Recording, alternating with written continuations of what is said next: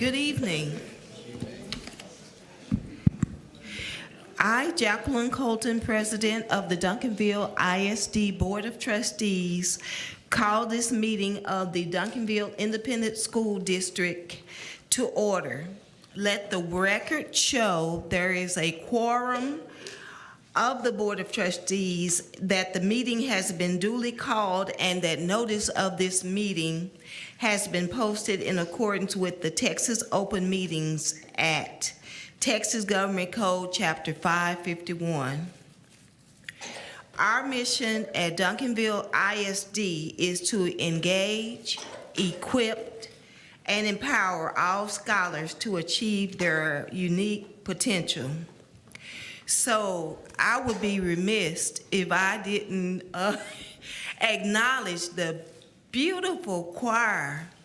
Y'all just, we could leave y'all were that great. Y'all are just wonderful. Continue, letting your light shine and just, using your gifts. Yeah, we're amazed.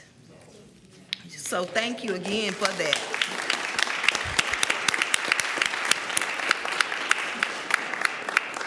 You mean you're not gonna do it? I thought they were just warming up. I was hoping.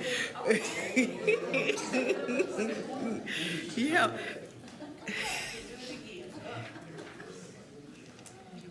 Yes.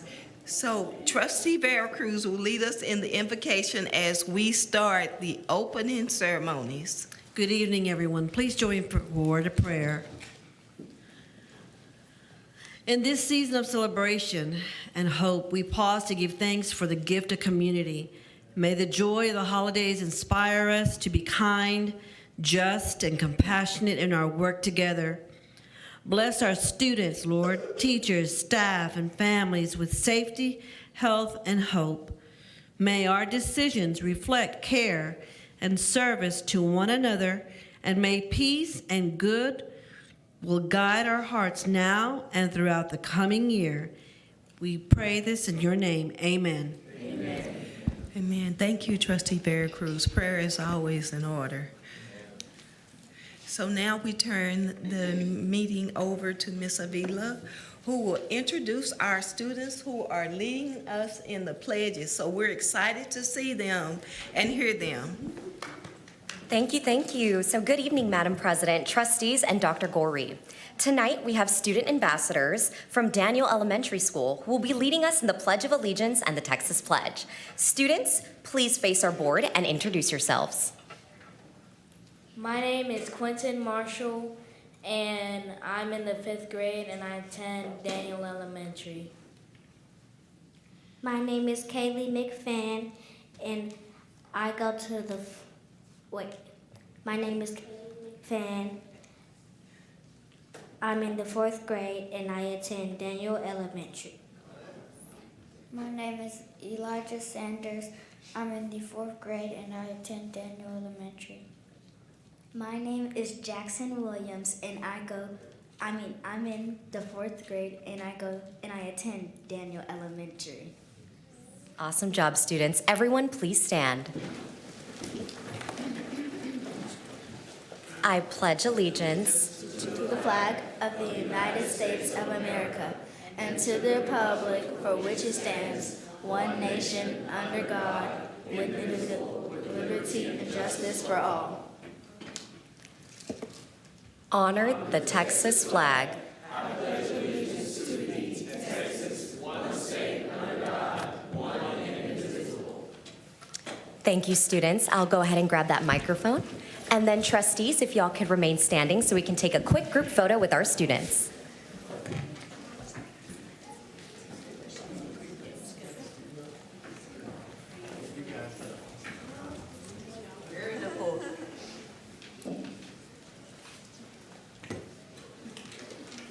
We'd also like to give one last shout out to our DH High School Chamber Choir. Thank you all once again, and thank you students for joining us.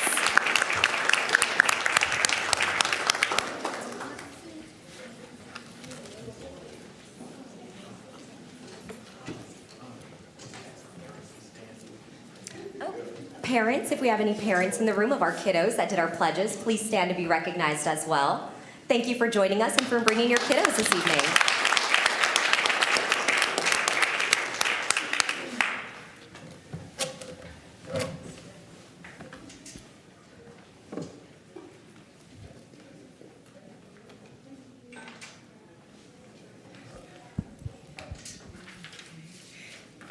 So, thank you, Quentin, Kaylee, Elijah, and Jackson. Y'all did an excellent job. 4th and 5th graders brung it. So, yeah, keep that same energy. Thank you. Now, we will move on to the superintendent's report, and I'll turn the meeting over to Dr. Goree. Thank you. Thank you very much, Madam President and other trustees and everyone assembled here today for our December 15th, 2025 school board meeting. I'd like to begin, of course, by recognizing our TAEA distinction of our district. Duncanville ISD has once again been named a TAEA District of Distinction, and this is for our 4th year in a row that we've received this statewide honor.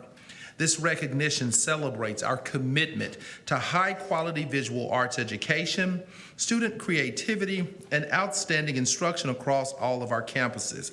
Congratulations to everyone associated with this wonderful award. On December 3rd, we celebrated 5 Duncanville High School football athletes that signed their national letters of intent to compete at the next level. Congratulations to these standout Duncanville Panther football players from the class of 2026. We have Landon Barnes, who is taking his talents to Ole Miss. We have Victor Lincoln Jr. also going to Ole Miss. KJ Ford going to Florida Gators to play football. Zachary Turner going to Ole Miss. And Ason Theus going to TCU. We're incredibly proud of these student athletes and look forward to watching them continue their success, not only at the college level, but many of them on a TV on a Sunday very soon. Duncanville High School football is going to the ship. Yes, we are headed to the state championship after a dominant 31-9 victory over Allen. We will take on the North Shore Mustangs on Saturday, December 20th at 3:00 p.m. at AT&T Stadium. Please be sure to visit our social media platforms to learn more about ticketing as well as live streaming details. Congratulations to our football team and looking forward to Saturday. We had an incredible turnout at our December 9th job fair. Thank you to everyone who came out and spent time with us. And if you were unable to join this time and interested in joining, don't worry. There will be more opportunities ahead. Be sure to check out our upcoming job fairs at duncanvillisd.org/job fairs and explore current openings on our Duncanville ISD website. Again, please, if you know of anyone that's interested in a career in education, direct them to our human resource team or to our Duncanville website. And last but certainly not least, just a friendly reminder that Duncanville ISD will be closed for winter break from December 22nd, 2025 to January 1st, 2026. We truly hope everyone has a safe, restful, and well-deserved break. Students will return to class on January 6th. That does conclude our superintendent's report for the month of December, and thank you, Madam President. Thank you, Dr. Goree. We will now move to recognitions, and I'll turn the meeting over to Mrs. Avila. Good evening once again, Madam President, trustees, and Dr. Goree. Thank you for the opportunity to present the donations received in December 2025. Each month, we are proud to share the incredible generosity of our community and the ongoing support that they show Duncanville ISD. Please take a look at the screens as I read the donations for this month. For Hyman Elementary, we have Clark Road Church of Christ for $500. The remaining donations are for the Panther Pantry. Up next, we have Epsilon Sigma Alpha Theta Pi Chapter for $100. Next, we have Knickknacks for $36.80. Up next, we have Alicia Brown for $1,500.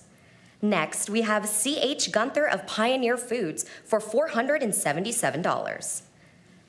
And next, we have Southwest Dallas area retired school employees for $150.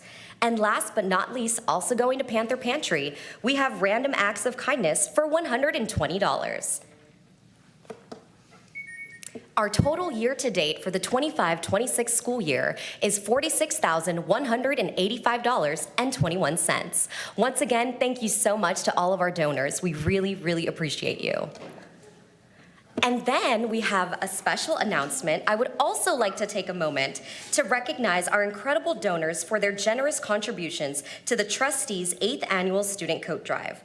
Please direct your attention to the screen and join me in giving them a round of applause.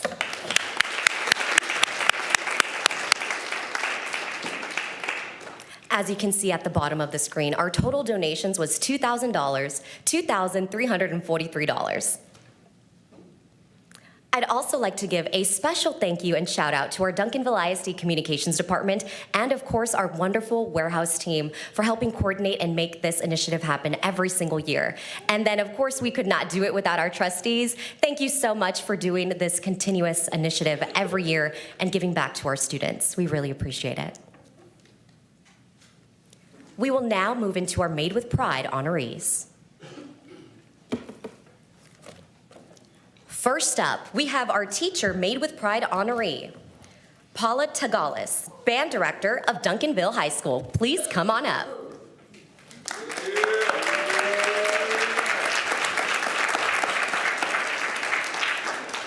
Today, we proudly recognize Paula Tagalis as an exceptional educator whose leadership, artistry, and dedication make her a shining example of what it means to be made with pride in Duncanville. Nominated by Paul Doucet, Paula is described as a teacher's teacher, someone who continuously grows her craft while creating a calm, structured, and inspiring environment where students thrive. Her classroom is a place of focus and curiosity, and the musical excellence she cultivates is unmatched as she ensures every student feels both supported and challenged. Paula's impact extends far beyond her own classroom. She is a respected leader in the state's music education community, presenting to more than 300 directors at the Texas Music Educators Association and championing the power of the arts at every level.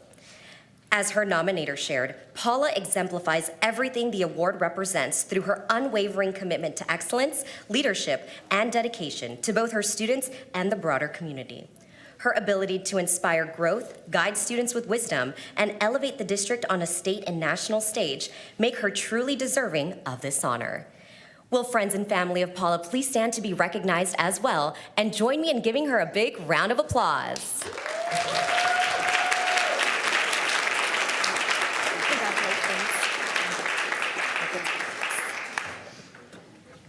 Thank you so much, Paula. Up next, we have our staff honorees, and this is our first group of the year, so we are so excited to welcome the PEAMS department to the podium.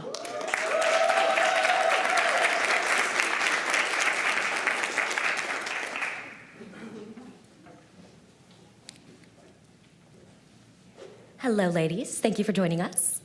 All right, so today we proudly recognize Marisol Munoz, Stephanie Farmer, Dorcia Crawford, and Gabriella Grant, our incredible PEAMS team, nominated by Melinda Turner for their extraordinary commitment and behind-the-scenes service.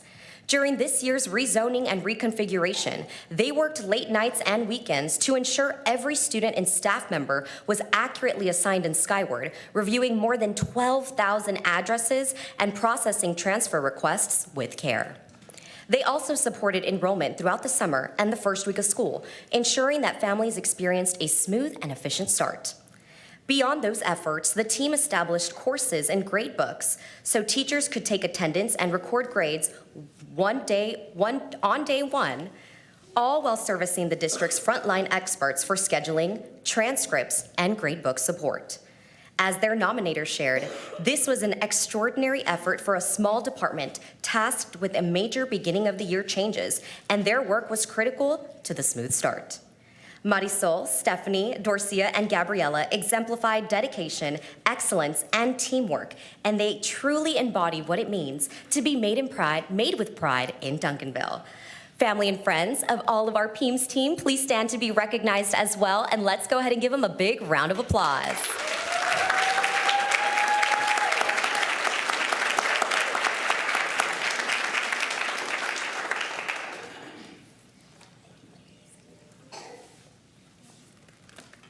Thank you all so much. And last but not least, we have our student honoree. Give it up for Alana Smith. Come join me at the podium.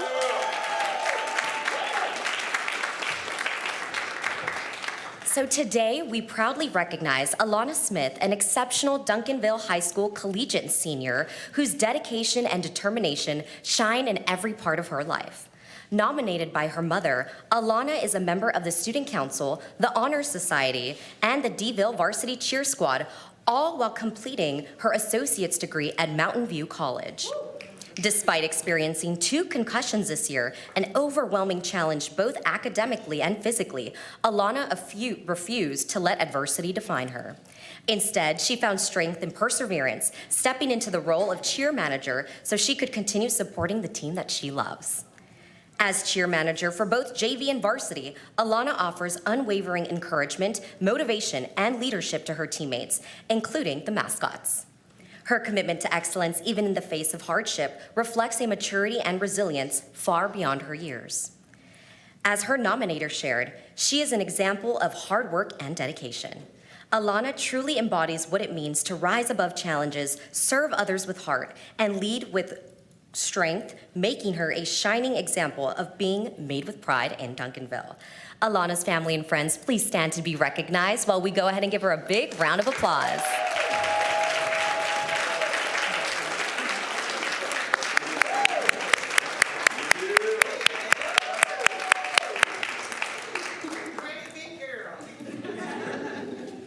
ISD congratulates the following teacher, student, and staff member who are made with pride in Duncanville.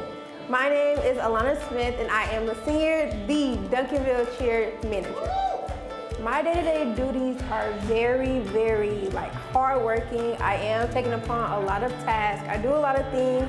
Even though the cheer organization isn't as big as it seems, we are everywhere throughout Duncanville High School.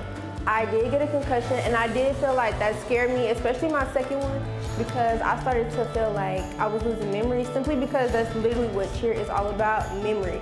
And I feel like I wasn't at my best potential with me not having my memory.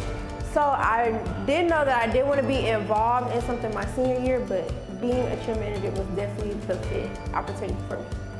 To me, the only thing I love the most about Duncanville is all the activities. I feel that I'm involved with everything because it's never nothing that I'm not doing pertaining to Duncanville High School. So I feel like the involvement itself, and with Duncanville being such a big school, it's always exciting for the games, at least, and that's what I love the most. I just knew it was my mom because she's my #1 supporter, putting me in anything, and I'm super grateful for it because without her, I wouldn't be as involved and as confident as I am now. I went to attend University of Houston. I went to major in public health to become an orthodontist because that is my dream career, and I'm very excited for that, and I can't wait.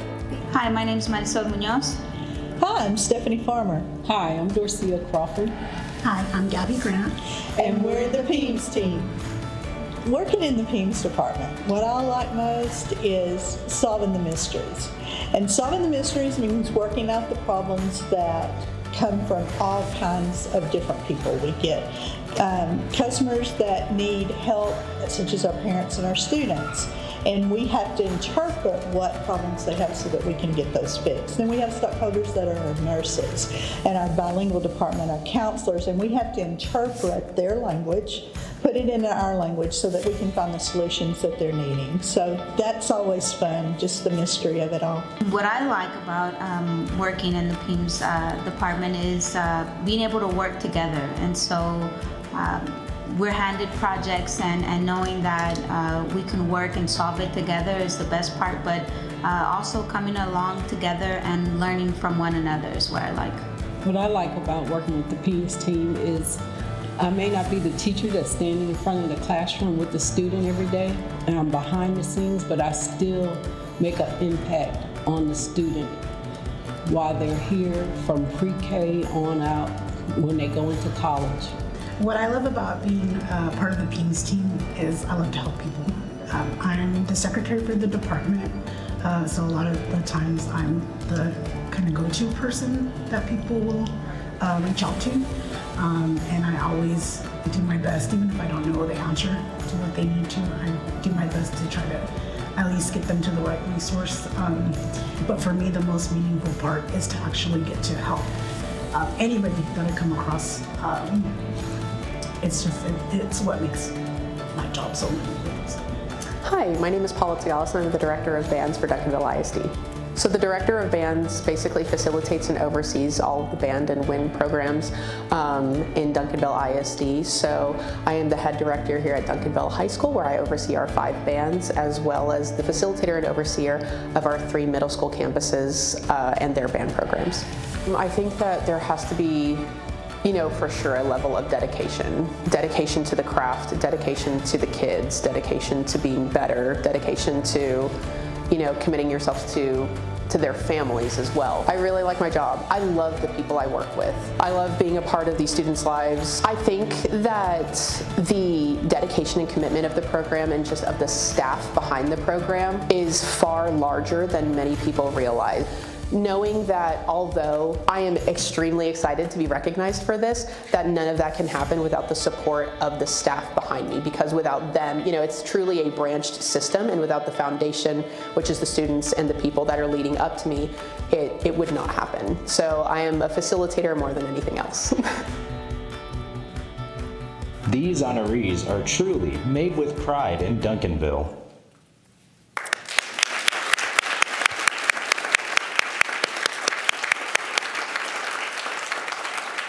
So once again, congratulations to our December Made with Pride honorees. And before they leave, we want to take a quick group photo. So trustees, if you could please stand in your place. And then if my honorees could come on up.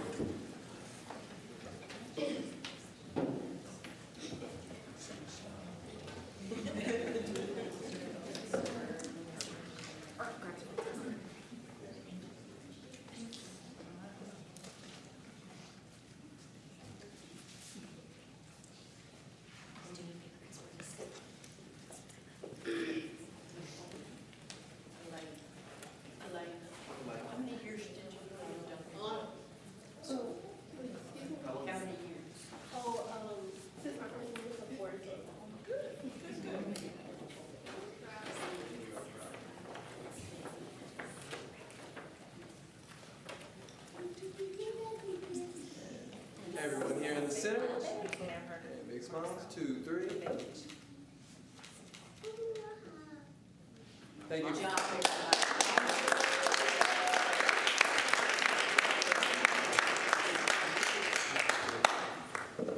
And that concludes our Made with Pride honorees. Thank you. Thank you, Ms. Avila, and thank you to all of our Made with Pride honorees.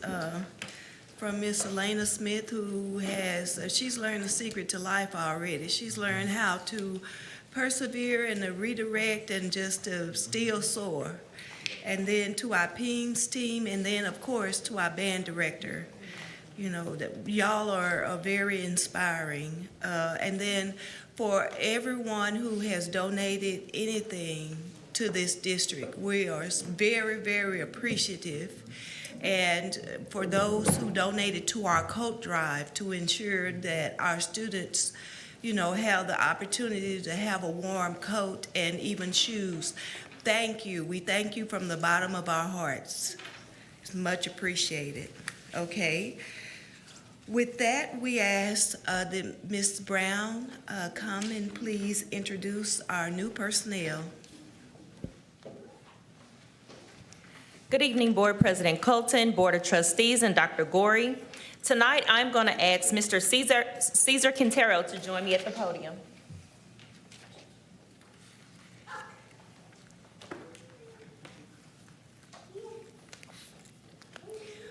We are pleased to welcome Cesar Quintero to Duncanville ISD as the new principal of Fair Meadows Elementary. Mr. Quintero is a skilled instructional leader with a strong record of improving academic outcomes and strengthening campus systems. He currently serves as an assistant principal at Midlothian ISD, where he helped lead notable gains in reading and math growth and supported the campus earning a TEA B rating for the 24-25 school year, including distinctions in top 25%, academic growth in top 25%, closing the gaps. His leadership in PLCs, data-driven instruction, and restorative practices contributed to reduced referrals, stronger student supports, and improved teacher coaching cycles. He previously served as an instructional coordinator at W.H. Adamson High School in Dallas ISD, where U.S. history, EOC performance reached 97.7% approaches and 69.3% meets, surpassing state averages. His teaching experience in Duncanville ISD, Cedar Hill ISD, and Dallas ISD further strengthened his expertise in multilingual education, instructional alignment, and culturally responsive leadership. Mr. Quintero holds a Master of Education in Educational Leadership and Policy Studies from the University of Texas at Arlington and a Bachelor of Science from Texas Tech University. He holds Texas certifications in EC6 and bilingual education. He taught at Fair Meadows Elementary during the 21-22 school year, and we are excited to welcome him back to the Panther family.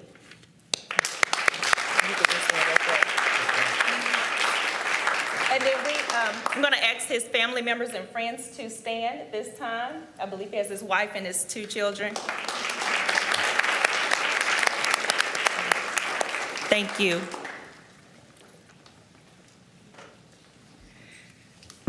We are certainly glad and honored to have Mr. Quintero to join the staff of Fair Meadows and to join the district.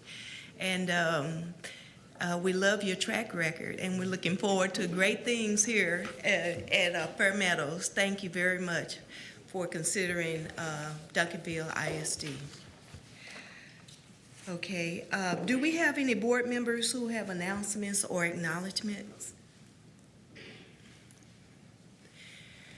Okay, so we've had board members who have had family members to pass, and then we have some that have family members that are not well, and just know, that our thoughts and prayers are with you all.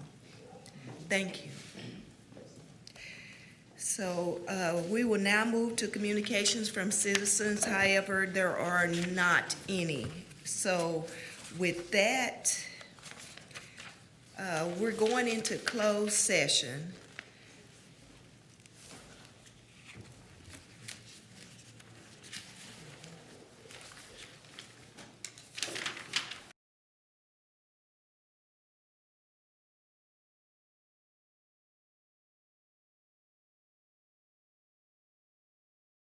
We will now adjourn to closed session under the Texas Open Meetings Act, Sections 551.071, 551, and 551.0742.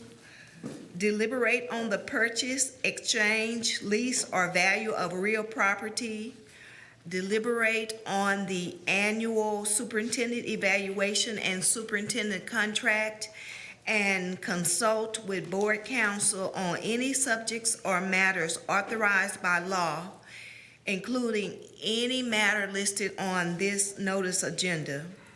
Should final action, vote, or decision on any matter considered in closed session be required, such final action, vote, or decision shall be taken once the open meeting covered by this notice reconvenes or at a subsequent meeting of the board.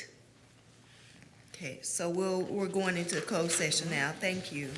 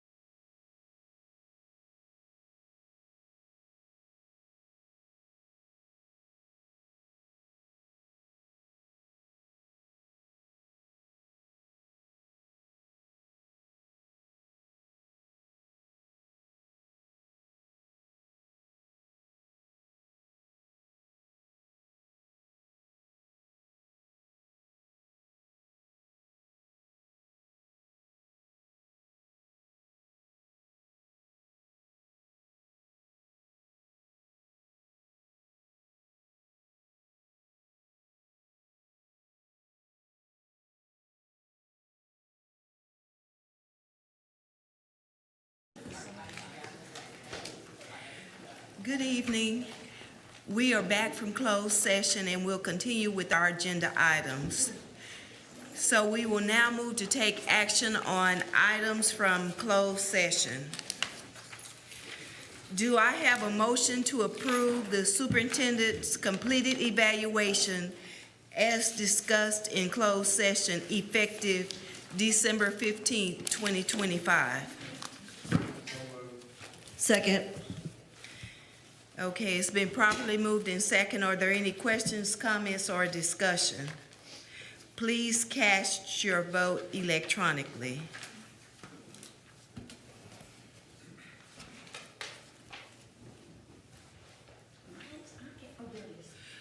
Motion passes 6-0. Thank you.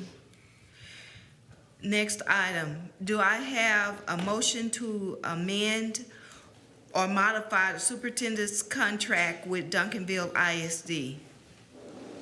Yes, I move to authorize the board president to negotiate a supplemental contract with the superintendent of schools based on terms discussed in closed session to be voted on at the next meeting. Second. Okay, it's been properly moved in second. Are there any questions, comments, or discussion? There being none, please cast your vote electronically.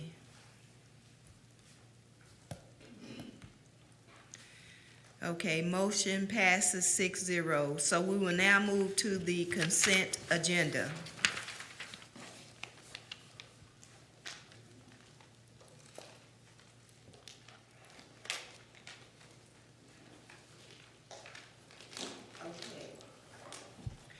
Do I have a motion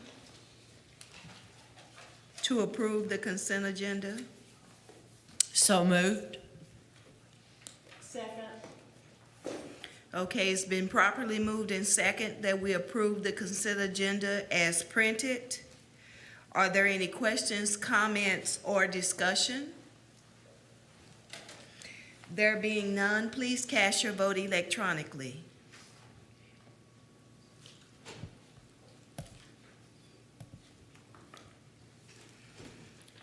Okay, so did someone, oh, okay. So motion passes 5-0. Thank you.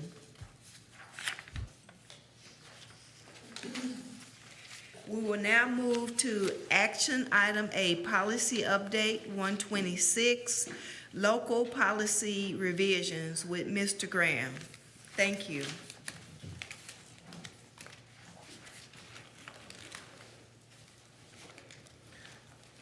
Greetings to President Colton, to all trustees, and to Dr. Gorey. Tonight, I will present Update 126, which is a comprehensive restructuring of our local policies. It aligns Duncanville ISD with the new state laws. Update 126 is the largest on record in Texas education. Out of the 28 policies included in this update, 3 are entirely new.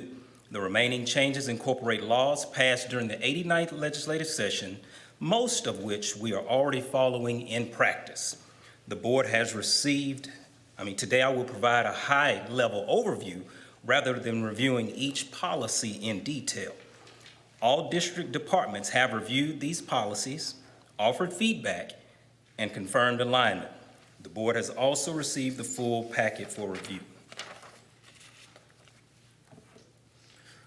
We will start with our board governance adjustments, BE and BED local. These policies clarify how board meetings are conducted and how public participates. Meetings must be held outside of normal work hours, public comments occur at the beginning of the meeting, and notice requirements are updated to 3 business days. Board voting is now recorded to increase transparency and accountability. Next is the contract services standards, CJ Local. This policy sets clear limits on what outside vendors and contractors must provide to Duncanville ISD.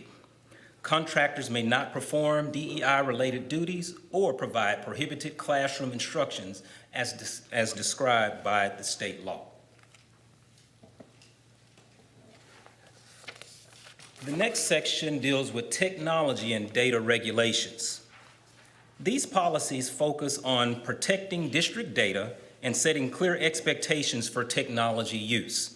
CQB requires the district to respond and report cybersecurity incidents, while CQD is a new policy that establishes required training and guidelines for the appropriate use of artificial intelligence by staff and students. Together, they ensure technology is used responsibly, securely, and in compliance with the state law.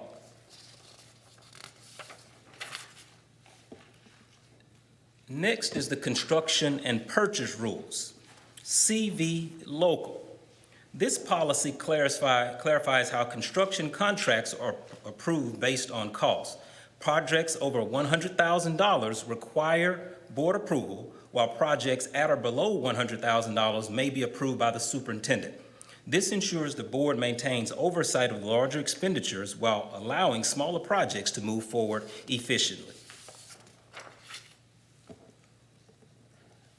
Next section deals with employee conduct and restrictions, DBD local and DH local. These policies set clear expectations for employee ethics and professional conduct. DBD requires employees to disclose conflict of interest or outside service, while DH outlines standards of behavior and prohibited actions in the workplace. Together, they ensure transparency, professionalism, and compliance with the state law. Some examples of the prohibited duties under this policy are providing or facilitating prohibited classroom instruction that's not allowed by state law, and using one's position to influence students on restricted social and political ideological topics. Next, the leave policy overhaul, DEC local. This policy clarifies how employees' leave is calculated and used. It defines the daily rate of pay, outlines rules for bereavement and sick leave, and also allows certain types of leaves to be used at the same time as permitted by law. The goal is to ensure consistency, fairness, and legal compliance across the district. The next section deals with the non-renewal of grounds have been expanded. That's DFBB local. This policy clarifies additional reasons a term contract may not be renewed and strengthens the documentation requirements. Examples of prohibited duties that can lead to non-renewal include providing prohibited classroom instruction, assigning or performing prohibited DEI-related duties, or engaging in conduct that violates employee standards under the law.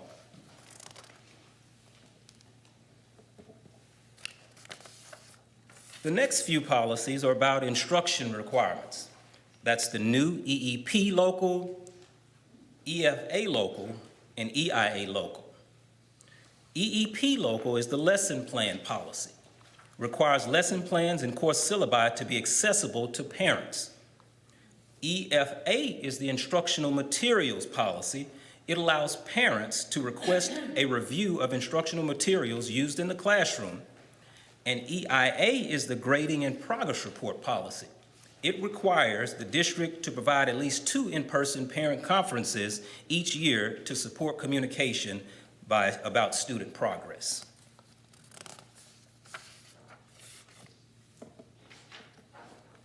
Our next section deals with the grievance and discipline systems. There are several policies here. That's FNG, DGBA, and GF local. We also will talk about FO local and GKA local. FNG is the student parent complaints, and DGBA is the employee complaints. It updates timelines and the required formal hearings for certain cases. GF is the public complaints policy, clarifies how community concerns are submitted and addressed by the district. FO and GKA are how to conduct yourself on school premises. It clarifies rules for behavior and weapons on the district property that aligns with the state law. Again, that is the new policies for the 126 update. At this time, I will take questions.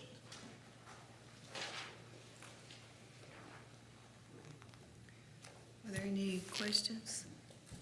I think we should sing the alphabet. That's true. So, thank you, Mr. Graham, for your presentation. So a number of these policies, there are administrative regulations and procedures that have to be developed, or they already developed, basically. We do have several that have been developed. When we talk about EIA local with the AI policy, we do have an administrative regulation that we developed before this policy came into play in September. And a few others will have to have some new regulations that will be developed for them as well. Okay. And then, so the implementation date, All of them will be implemented as soon as they are approved. And many of them, they are laws, which means that many of them we're already following. In fact, most of them we're already following currently. They just sent out the actual policy behind the law. Okay, all right. Does anyone have any other questions or anything like that? All right, thank you. So,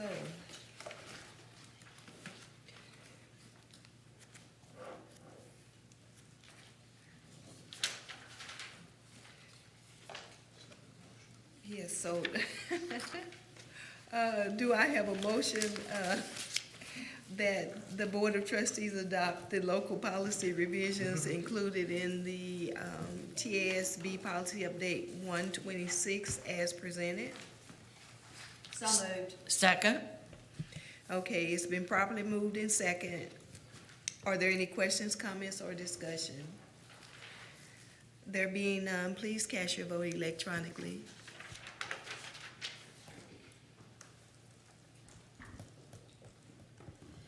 Okay, has everyone voted? One person has not. Okay. Oh, no. It says, I see my, it's green. Oh, is it? You're good now. You're good Oh, now. I guess not. Okay, so, that motion carries 5-0. All right, so next item, 8B, is consider approval of memorandum of understanding between Region 10 Certification Program and Duncanville ISD.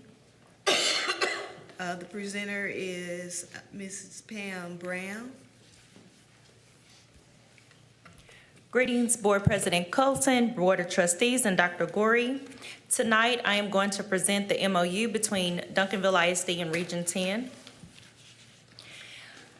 The state has started an initiative with the PREP allotment grant, the PREP allotment program, and that is preparing and retaining educators through partnership. And the purpose of this is to strengthen the recruitment and preparation of teachers across the state. This is a state initiative, and it aligns us in partnership with EPP providers. Those are educator preparation programs, the ones that are preparing our teachers, and it will allow us to have paid resident teachers to be placed with cooperating teachers in our district. And so those residents will earn enhanced standing teacher certificates. They will actually get a certificate similar to a valid teacher certification saying I'm a resident teacher while they're working on this residency. And so this helps to support our strategic alignment goals with personnel and professional development by helping to address the staffing needs, by allowing us to build a sustainable pipeline over time with the residency program and focusing on building future teachers with our district. So the goal is that you serve as a resident teacher with our district, with a cooperating host teacher, with the plans to hopefully retain you with Duncanville ISD. And so the district's responsibilities are similar to that of a student teacher or student interns or student teaching positions that we have in the district, except these are resident teachers. It's a new certification area with TEA in order to help fill the pipeline of teachers across the state because they realize it's a teacher shortage. And so we would place them with a pre-K-12 class teacher that's certified in their area. We would allow them to make sure that they have at least 750 hours of teaching time. And so these people would be employees of the district, serving in similar to a paraprofessional role. We would provide co-teaching and lead teaching opportunities, and we would support the residents as they continue to take more leadership and scaffold the instruction to where they're providing more of the instruction to students in alignment with Region 10 benchmarks. We currently do have resident FTEs or full-time or positions within the district, and so we are looking to expand that partnership with Region 10 so that we can continue with them next year as they are an official provider of the state so that we can expand this resident program. And it is no cost to the district, no additional cost to the district, and so we're requesting that you approve this MOU as presented. Are there any questions?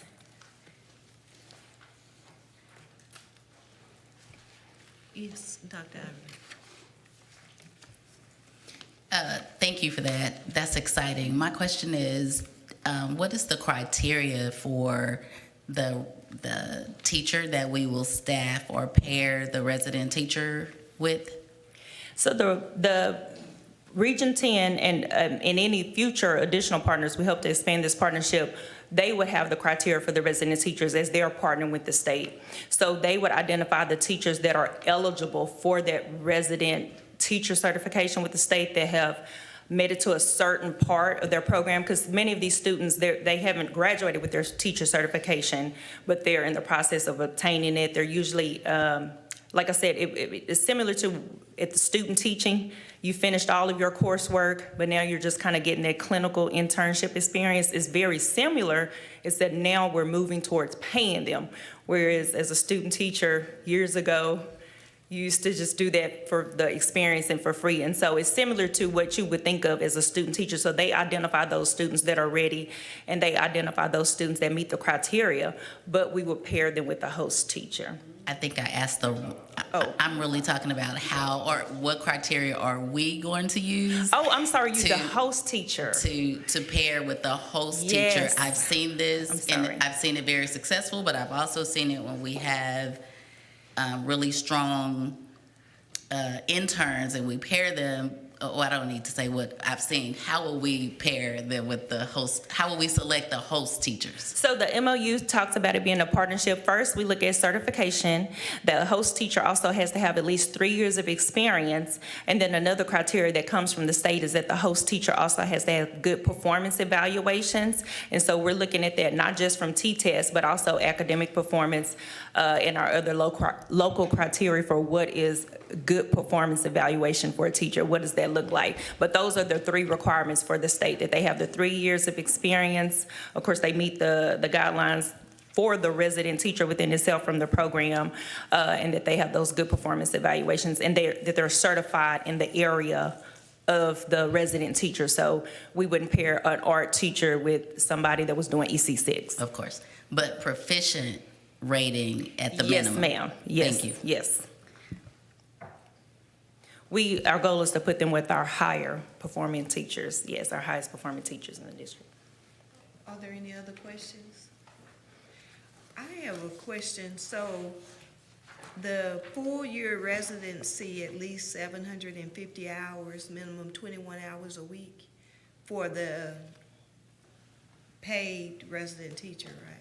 So how does that correspond to a student teacher tenure? So this position would be a full-time, some people may make this as a part-time position, but this would be a full-time position, but they would be like a paraprofessional, hired pretty much as a paraprofessional in the classroom. So you wouldn't receive a teacher's pay, you would receive the pay for an instructional aide, but labeled as a resident teacher, getting that cooperating experience. So they would get beyond the minimum required hours as they would be here on a day-to-day basis.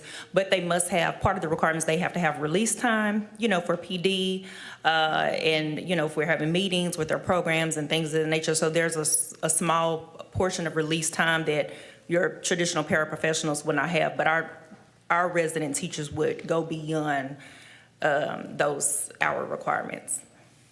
And how would they qualify? The resident teachers, it would be twofold. The program will let us know that they have a very, a certain amount of candidates, and from there would be we would meet.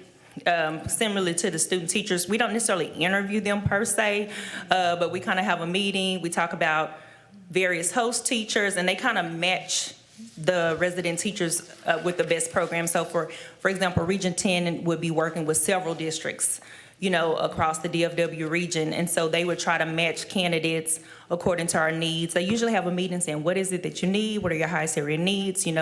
What are some of the programs, some of the campuses where you think, the resident teachers will have a good experience. And so we just kind of have a conversation back and forth where we work with the program. And then they select candidates based on that. And then we decide upon the host teachers and the cooperating campuses. So basically it's to fill the pipeline of teachers because there's such a critical shortage. Yes, and this is an initiative that's coming from TA, so that is the goal. Yes, ma'am. Okay, thank you very much. So do I have a motion that the Board of Trustees approve the MOU between Region 10 Certification Program and Duncanville ISD? So moved. Second. Okay, it's been properly moved in second. Are there any further questions, comments, or discussion? There being none, please cast your vote electronically. Okay, the motion passes 5-0. Thank you. Thank you, Mrs. Brown. So now we will move to action item C. Consider approval to submit the application for delay of teacher certification requirements with Ms. Pam Brown. Greetings again, Board President Colton, Board of Trustees, and Dr. Gorey. Tonight, I am going to present the application for the delay of teacher certification requirements. And so, as we've discussed in previous board meetings with the teacher shortage, uncertified teachers now make up the majority of newly hired teachers. And so TEA produced some information on their website where they showed that 67% of newly hired teachers for the 24-25 school year were uncertified. And statewide, out of all total teachers, not just the newly hired, but out of the total teacher population, approximately 12% is uncertified. And so the teacher shortage is affecting everyone statewide. Currently, Duncanville ISD, Duncanville ISD has 110 uncertified teachers, with 58 of them being assigned to the foundation courses, and those are your core subject areas, ELAR, math, science, and social studies. And on average, we hire about 94 uncertified teachers per year. So with House Bill 2, as you've been seeing a lot of legislative changes that have come with House Bill 2, it automatically removes any District of Innovation or DOI waivers for the foundation core curriculum courses. And so beginning with with next school year, the state has said that you cannot have uncertified teachers at the elementary level. And so districts, because of the data that I just showed you on the previous slide, the state realizes that this poses a significant challenge with 2/3 of the teachers being newly hired, being uncertified. So they have posted an application to the commissioner to delay the certification requirements until the 2029-2030 school year. And so the state is offering several supports to address the statewide teacher shortage. One is they are providing certification fee waivers and reimbursements for special education and bilingual education. Duncanville ISD has went beyond that in partnership with the Commit organization so that any of our teachers, not just SPED and bilingual, that are taking their exam can get the certification and fee reimbursements if they meet the criteria. And so we have been sharing all of that information with our uncertified teachers as we've been having individual one-on-one meetings with them. The state is also providing grant information about teacher residency and mentorship partnership opportunities. The teacher residency that I just discussed with Region 10 is an example of one of the partnerships where they're trying to help districts build a pipeline and pathway to help teachers get certified and to recruit and retain certified teachers. Additionally, the state will be sending $1,000. They will be giving $1,000 incentives or stipends for teachers completing their certification requirements. And so they will be emailing district HR departments. Thank you, because my voice just totally broke up here. They will be emailing district HR departments in the spring about these people were uncertified on this date. They tested between this window. They have met their certification requirements, and so they're going to be providing $1,000 stipends for their teachers. So that's an incentive that the state is saying, hey, we're trying to help you get certified teachers. We realize this is the real shortage. Additionally, they have posted the application to delay certification requirements. They do realize that it is a challenge to say no uncertified teachers in the classroom for foundation core curriculum courses for the next school year. So that is the law. They do realize that it will be detrimental to school districts all across the state. Therefore, they have posted the application, but it requires board approval to apply. And so the recommendation is to approve for the district to submit the application for the delay of teacher certification requirements under HB 2. This will allow us to maintain instructional continuity while strengthening our recruitment and certification efforts at the same time. If approved, we would submit the application. They are doing what they call rolling review approval, so they're not waiting to the deadline. As they are receiving them, they are approving them. But all decisions will be shared by March 31st. Are there any questions?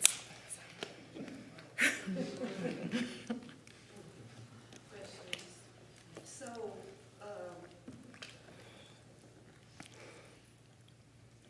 currently,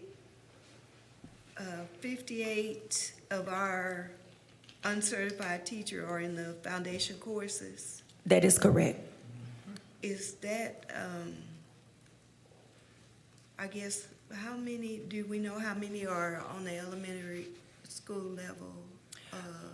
Or is that? We can pull that data. Yeah, we can get that data. Absolutely. Okay. All right, I don't really have anything else. One thing I think we'll point out is that if you look at our teaching staff, that's probably about 5% of our staff. So I do think we're trending a little below the state there. But again, we'll be more than happy to provide that information to the board around what subjects and grade levels. I think that'll be interesting information for the board to have. Okay. All right. So there are no more questions or comments. Do I have a motion to approve the application for delay of teacher certification requirements? So moved. Second. Okay, it's been properly moved in second. Are there any further questions, comments, or discussion? Okay, please cast your vote electronically. Okay, motion passes 5-0. Thank you, Mrs. Brown. We will now move to action item D, competitive seal proposal for RFP number 25-26.015 Brandenburg renovations with Ms. Zamora. Thank you. Good evening, Madam President, trustees, and Dr. Gorey. So bond 2023 projects included the renovations of all of our intermediate schools. So to finalize these renovations, the district solicited contractor proposals on October 27, 2025 for Brandenburg. The request for proposal, RFP 2526.015, was issued as a competitive sealed proposal, or CSP, and included a non-mandatory pre-proposal conference that was held on November 3rd. And at this conference, we reviewed the project scope and the details with the potential contractors. The completed proposals were submitted prior to the closing deadline of November 18th, 2025.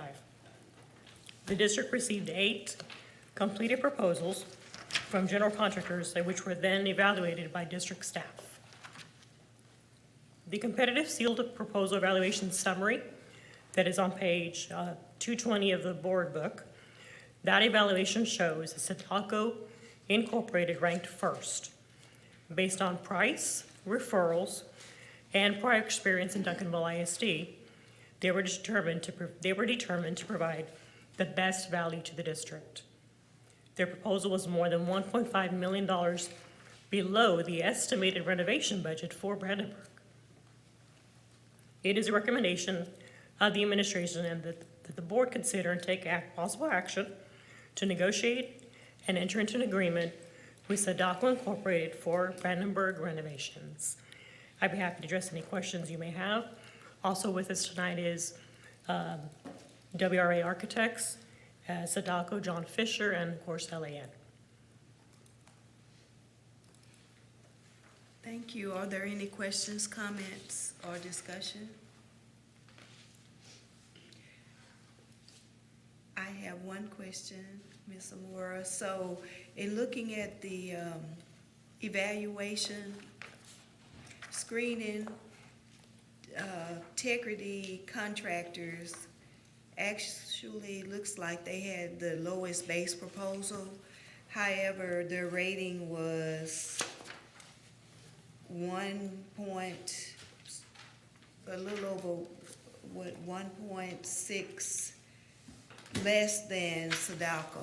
So they came in under what the 2 areas, if you'll notice, the 2 areas are, one, the references. Sadalco outscored them in references, and also prior positive experience with the owner. Those were 2 main areas, reasons why Sadalco outranked integrity. Okay. All right.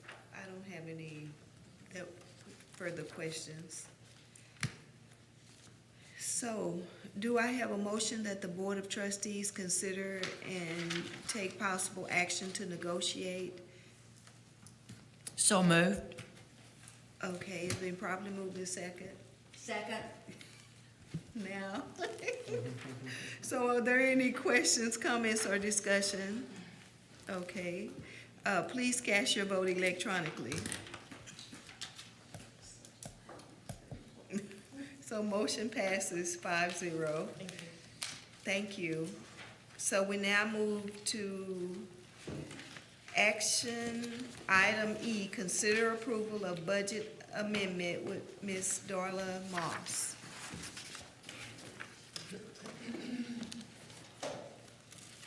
Thank you. Good evening, President Colton, trustees, and Dr. Goree. Tonight, we're presenting the second budget amendment for the current fiscal year for your consideration and approval. In September, if you'll remember, the board approved an amendment adjusting both the general operating fund and the child nutrition fund. Tonight, we're requesting board approval and consideration for just the general operating fund. So this table shows the items we are proposing for amendment tonight.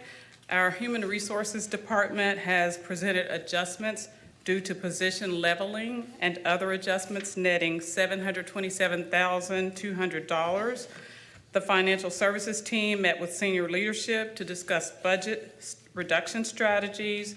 This collaboration resulted in a reduction, or resulted in the identification of $324,442 in reduced expenditures. An analysis of vacant positions as of this month resulted in $2.9 million in additional expenditures and reductions. The total amount of proposed changes to the general operating fund is $4,034,200. This slide shows a comparison of the original adopted budget and the amendment we are proposing tonight for your consideration. The general operating budget was adopted in June with a deficit of just over $18 million. The board approved the September amendment, adjusting the deficit down to $16.7 million. Tonight's amendment, if approved, will reduce the general operating deficit to $12.6 million. In summary, we're requesting a reduction to the general operating fund of $4,034,200. There are no changes to the food service or debt service budgets. I'm glad to answer any questions you might have. Thank you, Ms. Moss. Are there any questions? Okay. Do I have a motion that the board approve the budget amendments as presented? Absolutely, so moved. Okay, it's been properly moved in second. Please cast your vote electronically. Okay, motion passes 5-0. And thank you and your team for identifying, additional budget amendments cuts that can help us, with our financial situation. Okay, so we will now move to information and discussion items. The first item is financial update. Thank you again, President Colton, trustees, Dr. Goree. December marks the midpoint of our current fiscal year, and tonight's presentation is just an update briefly. I'm going to review the 24-25 fiscal year closeout. We'll look at current year to date information and look at some budget reduction strategies that the district has been working on. So we want to start with last year, or the year that just ended on June 30th. Our external auditors completed their review in November, and their review of the financial statements and reported to the board. So tonight, I just want to share some highlights of this fiscal year and the impact to the fund balance as a result of that closeout. If you look at this table, we ended the year with a $27 million fund balance in our debt service fund. As a reminder, these funds are used strictly to pay down debt. Revenue ended with an excess of $352,000 over the adopted budget, and expenditures were $3.9 million under the adopted budget.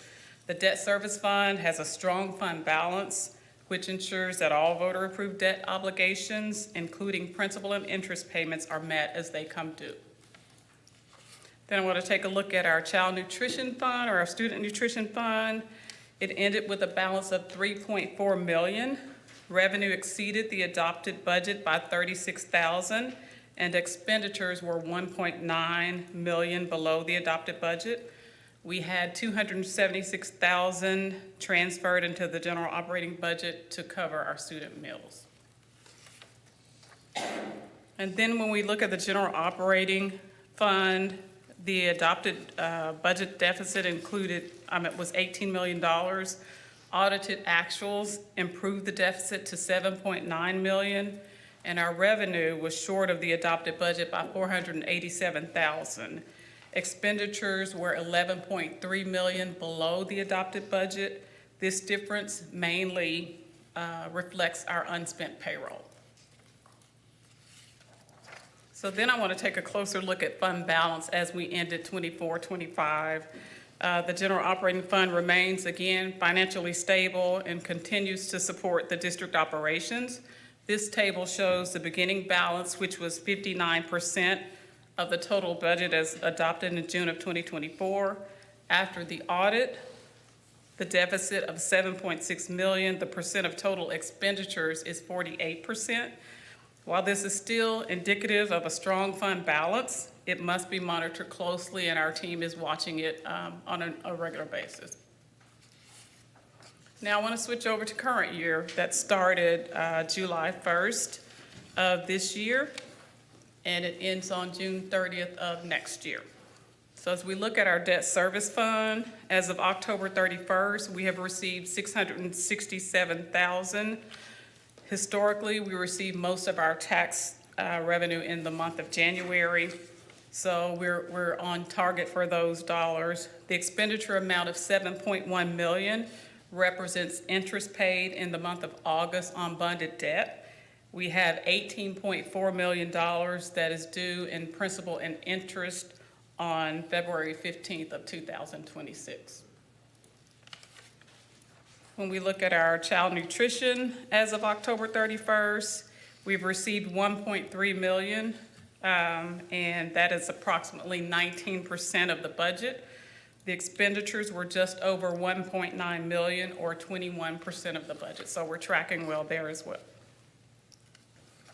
Then I wanted to take a look at what we started and what our assumptions look like when we built the budget, or the board adopted the budget in June. And student enrollment for budgeting purposes was forecast at 10,740. As of November 30th, it was 10,946, which is under the 10,946. Well, the 10,740 is under the 10,946, so we're still trending well based on what we budgeted, not on what the district said, but what we budgeted for student enrollment. Our average daily attendance was 89.35 on November 30th compared to the forecast of 93%. So that's just one day in time. That amount has increased since November 30th.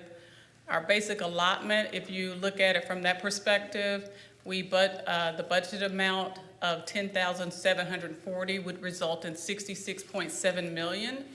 As of November 30th, the 10,946 would result in just a little more revenue of $68 million.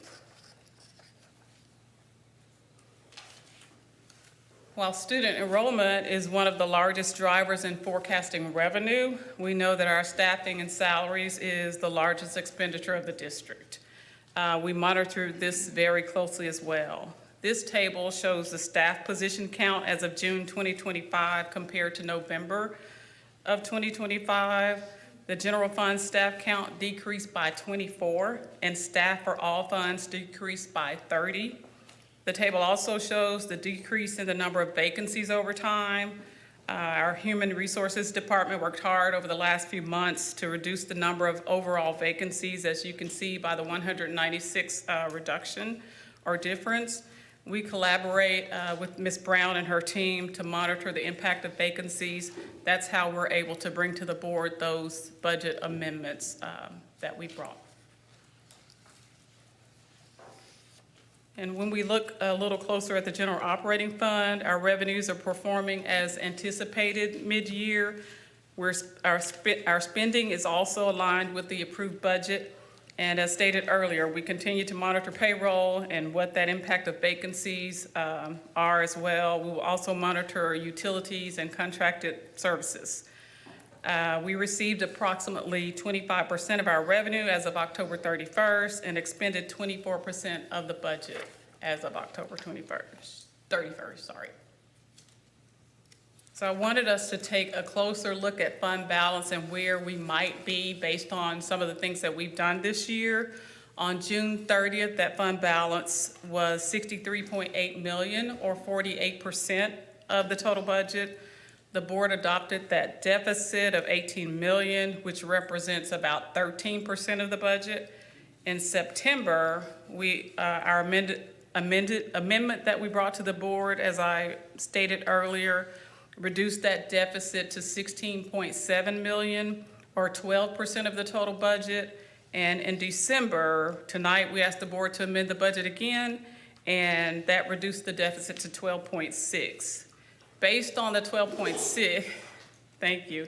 Based on the 12.6, the projected fund balance ending June 30th of 2026 would be $51.1 million.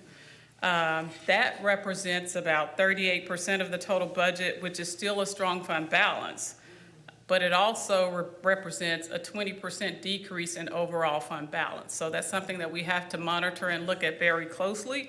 And we have to continue the work that we've done so far in trying to reduce that deficit and reduce our expenditures so that we can, and keeping in mind that we've got to continue to support students and staff. So it's one of those balancing acts that we have to do as well. So the work going forward is to stabilize the general operating budget through budget reduction strategies, including minimizing the impacts to students. So we currently have some short-term reduction strategies in process here. I won't read them all, but these strategies are mainly focused on minimizing disruption while achieving budget savings. The first two short-term items that you see on the screen have resulted in the budget amendments that we brought, or we mentioned earlier today. And that totals just over $5.3 million. On the long term, Dr. Goree and the leadership team continue to look at long-term strategies that will both impact the deficit and align resources with the strategic plan. That concludes my update, and I'm happy to answer any questions you might have. Yes. Okay. Dr. Ivory? Dr. Flowers. I have a question. You don't have to provide this tonight, but at some point, I would like to see like our staffing budget this time last year compared to our staffing expenditures is what I'm saying this year. Absolutely. At this time. Yeah, thanks. Thank you, Dr. Flowers. You're welcome. Are there any other questions? I have a question.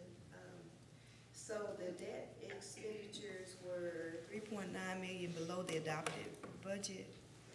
Are you in the 2024-25 or 25-26? Okay. And I was just wondering, is that because we did the and it's not called the refinance of the bonds, but because we did something with the bonds where we lowered the interest, or I guess, could you explain? I think if I recall correctly, our FA shared with me that they actually brought an item to the board to approve a defeasance last year. Yes. That didn't happen, but that didn't happen. So we also brought another defeasance for this year. Typically, we would wait until after we do our bond payment in February to see where we kind of stand. We work with the financial advisor, and at that time, he'll determine us whether conditions are favorable for us to actually go in and do a defeasance or a refunding. Okay. And then on the, on page 243, on the general fund budget assumptions, where the, I guess the basic allotment, there is a 6215 listed. Is it, and then I heard a 10,900 and a different number. Yes, But- so our basic allotment that we get for each student is 6215. So what this slide represents is when you look at the budgeted number for student enrollment of 10,740, if you multiply that by that 6215, you get 66.7 million. So that's just a rough estimate of what we might generate in revenue from our student enrollment. We actually are paid by average daily attendance, but that's just a rough estimate of what we might receive in comparison to what our number is right now as of November 30th. The 10,946 multiplied by that 6215 basic allotment would generate 68 million. So based on what we budgeted, we're a little bit to the good on that. Okay, yeah, because that was my question. I was thinking it was based on the average daily attendance. So the student enrollment, I guess, is just the max. Yeah, it's just the number of students. It doesn't take into consideration the average daily attendance. So when we do the state revenue template, we actually use the average daily attendance. Right. One thing I like to add, refined ADA. and one thing I like to add to that too is that the average daily attendance is a space that we're putting a lot of time and attention for a short-term win from a budget perspective for long-term benefits to children when we have them in school. So please know that we are doing some specific things around trying to outperform our fall numbers in the spring. And traditionally in school systems, the spring attendance is not as strong as it is in the fall. So we're really specifically, every school's having a plan around how do we outperform the fall and the spring. It's kind of the title that we've labeled that with. All right. Are there any other questions from trustees? There being none, thank you, Ms. Thank you. Appreciate you. Okay, so we will now move to the information discussion, item B, 2025 demographic report. Good evening once again, President Colton, to all trustees, and to Superintendent Gorey. Duncanville ISD has partnered with Zonda Demographics, formerly Templeton Demographics, over the last 5 years to provide us up-to-date information on housing research and student mobility rates. This allowed us to, of course, do our long-term planning for rezoning and other areas of the district. Tonight, we will present the 2025 demographic report, and it will be presented by Dr. Paul Cash. Thank you.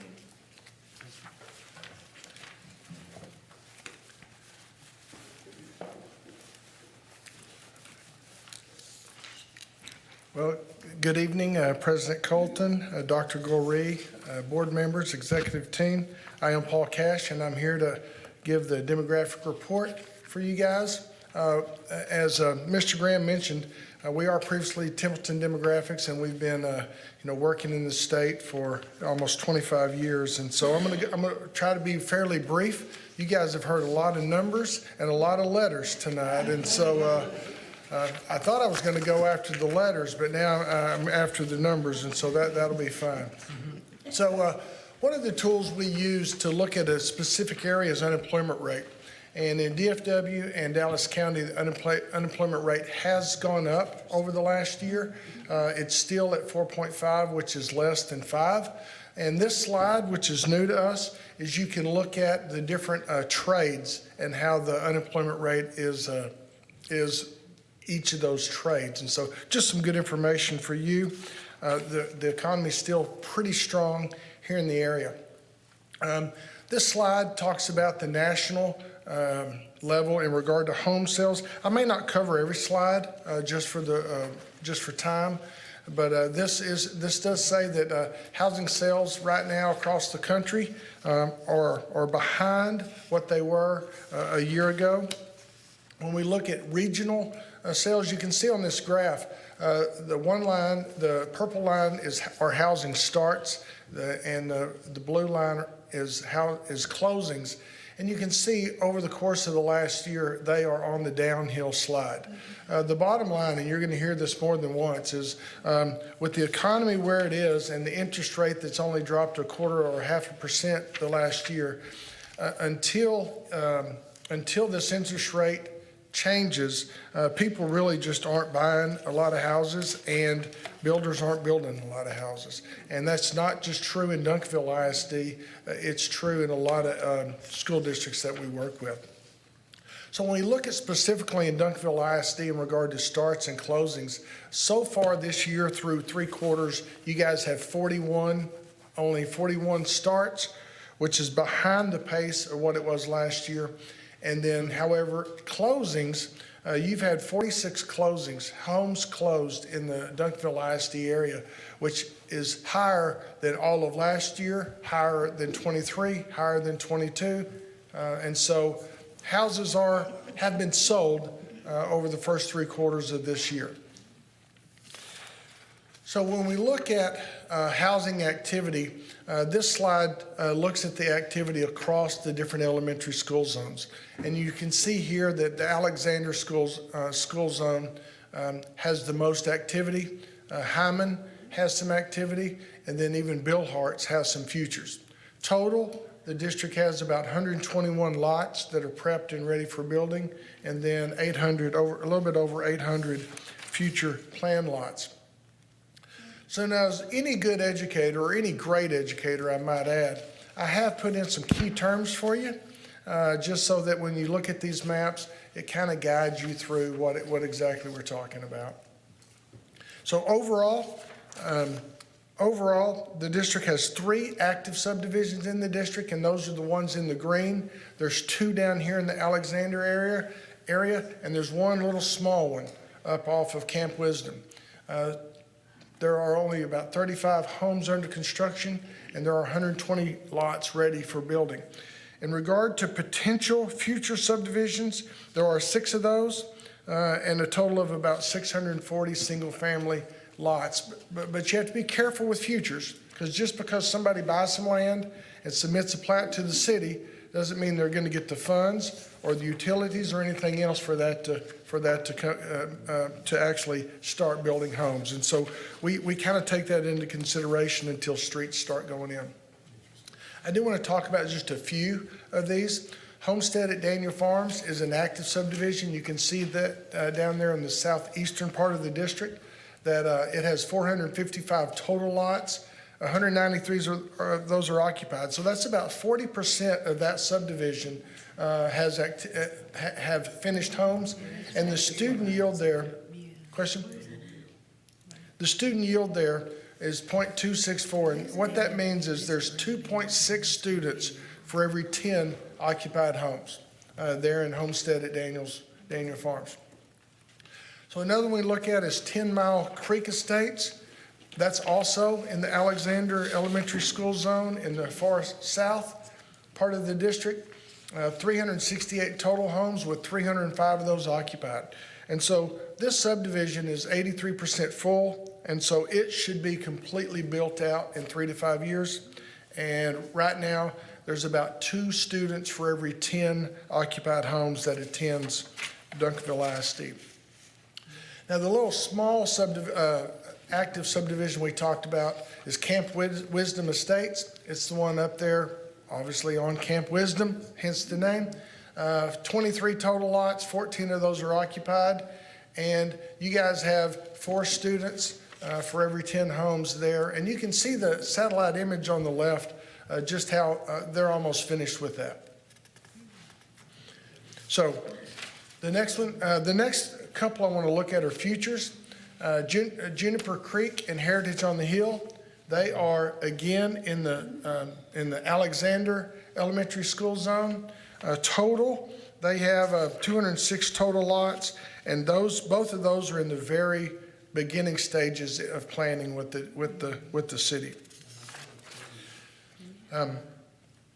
Capella Park South, that is on the far northwest part of the district. It is in the Bill Hart's Elementary Zone, currently 133 total townhomes. The development was approved in October 24, but they haven't started building yet, and you can see it's just an addition to the Capella Park that's already there. But those are going to be townhomes, 133 townhomes. So when we look at multifamily housing in Duncanville ISD, there's only one subdivision that's under construction, and it's 234 multifamily units, and it's the purple dot. There are some multifamilies coming online later in the 2 other school zones. Mountain Creek Apartments is the one I just talked about there in Hyman, 234 lots. They are expecting they're at least a year away before they start leasing units. Park at Daniel Farms, that is is a multifamily subdivision. It's planning for 480 total lots. Sorry about that. It's in the Merrifield Elementary Zone, and they expect to start leasing mid-2027. So that's not even really close to the radar there. They're just now beginning work. So when we talk about students that live in multifamily homes, so the district's yield for that is 2.6, and so about 2.6 students for every 10 multifamily units across the district. So now let's start talking about enrollment and enrollment trends. This slide here shows newcomers and leavers, and I know y'all have seen this before, but newcomers are exactly that. They are students that were not in the district last year, but are in the district this year, and that doesn't count pre-K or kinder.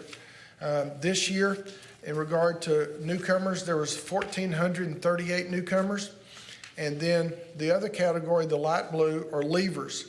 Those are students that were in the district last year, not counting seniors, but are no longer active students this year. And so that number was 1,675. And so the difference between the newcomers and the leavers this year is the greatest it's been really since we've been tracking that. There's been a slow trend of it going down, but they've stayed pretty even. And then this year, we had a lot more leavers than newcomers. So one of the hardest grade to make enrollment projections is kindergarten, and we try to use birth rate data to do that, just kind of anticipate what that is. You guys average about 0.6 students for every student that's born in the county.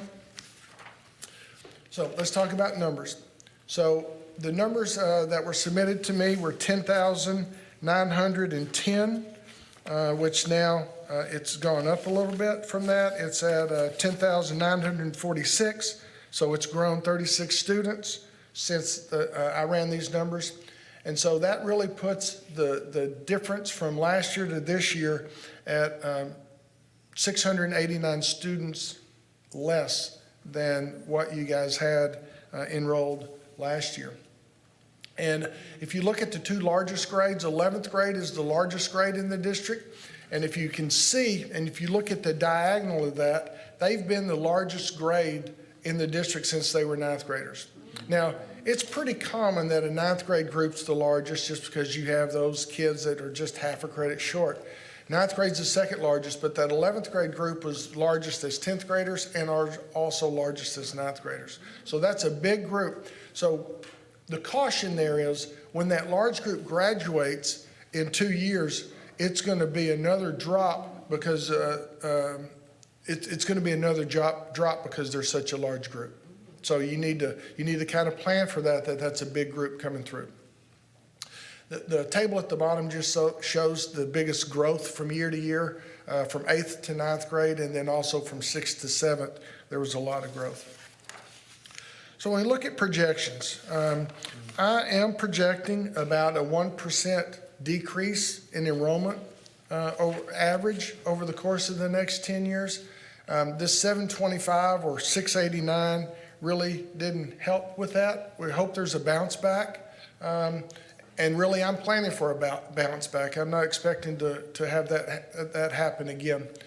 So what that would mean in 5 years, the overall enrollment would be about 10,000 to almost 10,300 students. In 10 years, projected the enrollment to be right about 9,800. And so these two slides, this slide just shows the projections for each elementary campus through 10 years, what those projections are going to be, and those remain pretty flat. There's some that grow a little bit, and there's some that lose a little bit. And then the same thing's true for the secondary campuses, middle schools and high schools. And so you can look through that. So this slide talks about a high and low projection. Really with the economy and the interest rate the way it is, really looking more at the mid or low projections would be the most benefit to the district. And really to summarize, you guys do have some housing activity in the district, but really had a tough year with students this year, projecting just under 10,300 in 5 years, and then around 9,800 in 10. So questions that you guys may have for me?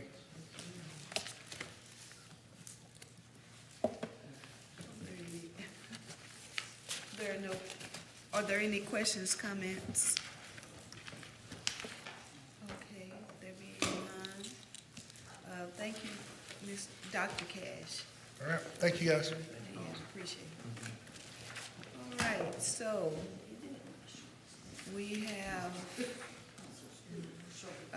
we will move to the information discussion, item C, bond project update with Ms. Zamora.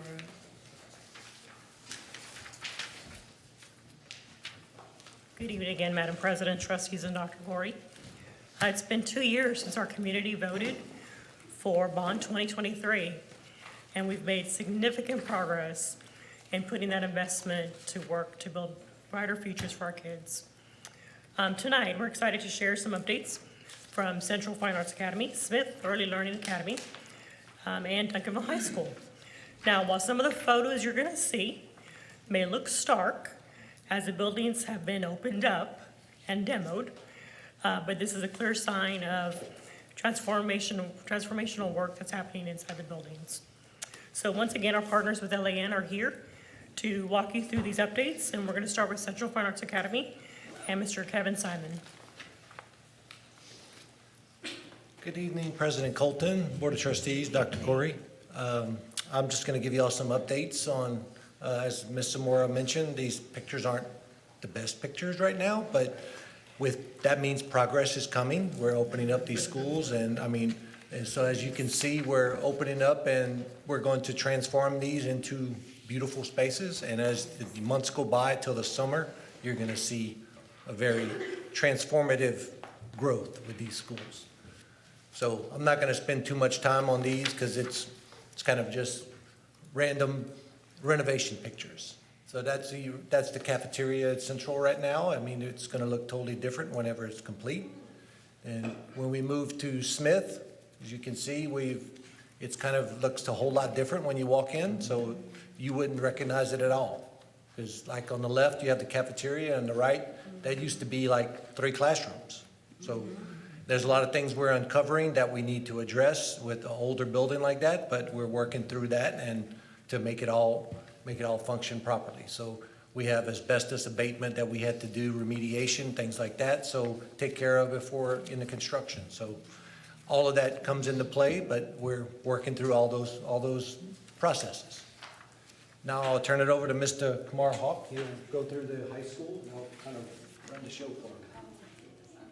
Good evening, President Colton, Good evening. Board of Trustees, Dr. Corey. The high school is moving along in good shape. The first photograph, you see a white beam. This is the beam we all signed a couple of weeks ago.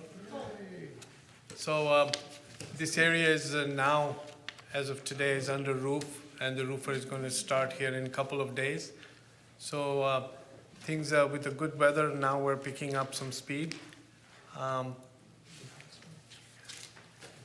This is the inside. This is the inside of the shelter area, which is coming along.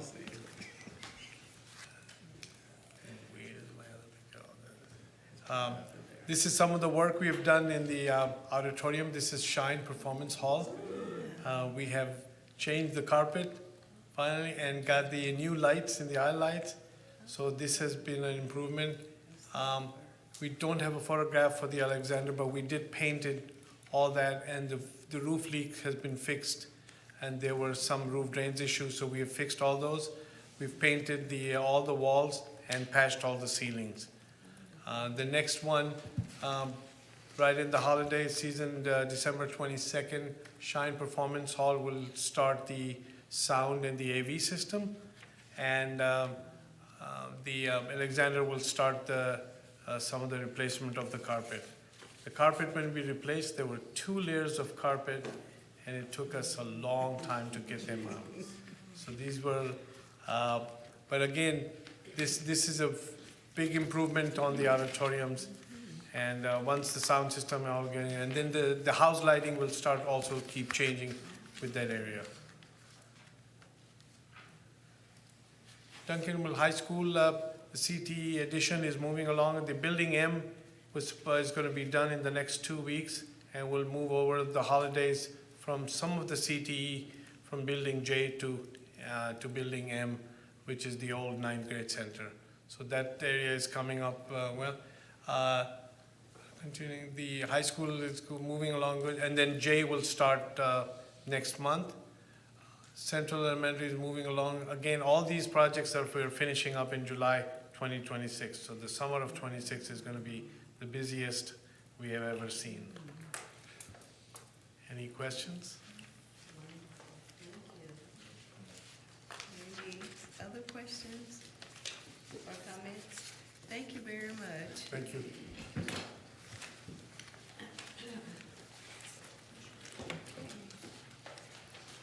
So that was our last report of the night. So being that there is no further items, there are no further items to discuss, do I have a motion to adjourn? So moved. Second. All right, properly moved in second. Good night, and thank you all.